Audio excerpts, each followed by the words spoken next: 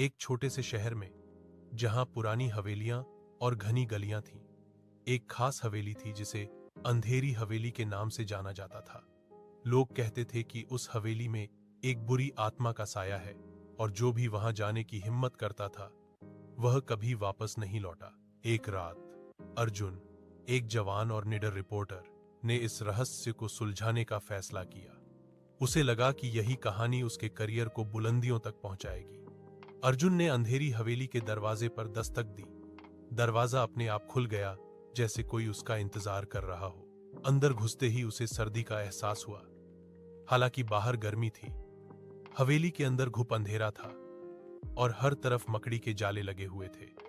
पुरानी लकड़ी की सीढ़ियां चरमरा रही थीं, जैसे वो किसी पुराने राज्य को छुपा रही हों। अर्जुन ने अपनी फ्लैशलाइट निकाली और आगे बढ़ा। पहले कमरे में उसे पुराने फर्नीचर दिखे, जिन पर धूल की मोटी परत जमी थी। एक पुरानी तस्वीर थी, जिसमें एक खूबसूरत महिला थी, जिसकी आंखों में उदासी थी। अर्जुन को लगा कि उस महिला की आंखें उसे घूर रही हैं। वह आगे बढ़ा और एक लंबे गलियारे में पहुंचा। हर कमरे से अजीब सी आवाजें आ रही थीं, जैसे कोई सिसक रहा हो या फुसफुसा रहा हो। अर्जुन एक कमरे में दाखिल हुआ, जहां एक पुराना पियानो रखा था। जैसे ही वह उसके पास गया, पियानो अपने आप बजने लगा। एक दर्द भरी धुन। अर्जुन को लगा कि उसके रोंगटे खड़े हो गए हैं। उसने हिम्मत करके पियानो के पास रखी एक पुरानी डायरी उठाई। डायरी के पन्ने पीले पड़ चुके थे और उस पर एक महिला की हैंडराइटिंग में कुछ लिखा था। डायरी में एक महिला, जिसका नाम अंजलि था, की कहानी थी। अंजलि इस हवेली की मालकिन थी और उसे उसके पति ने धोखा दिया था।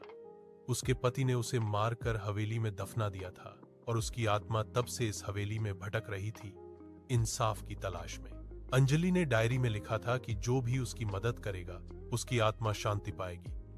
अर्जुन को लगा कि यही वह राज है जिसे वह ढूंढ रहा था। उसने फैसला किया कि वह अंजलि की आत्मा को शांति दिलाएगा। उसने डायरी में लिखी जानकारी के मुताबिक अंजलि की लाश को ढूंढना शुरू किया। घंटों की तलाश के बाद उसे एक गुप्त तहखाना मिला।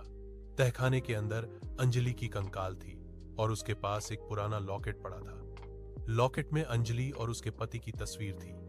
अर्जुन ने अंजलि की आखिरी इच्छा पूरी करने के लिए उसकी कंकाल को हवेली के बाहर दफनाया। जैसे ही उसने यह किया, हवेली के अंदर की सारी बुरी शक्तियां गायब हो गईं। सर्दी का एहसास खत्म हो गया।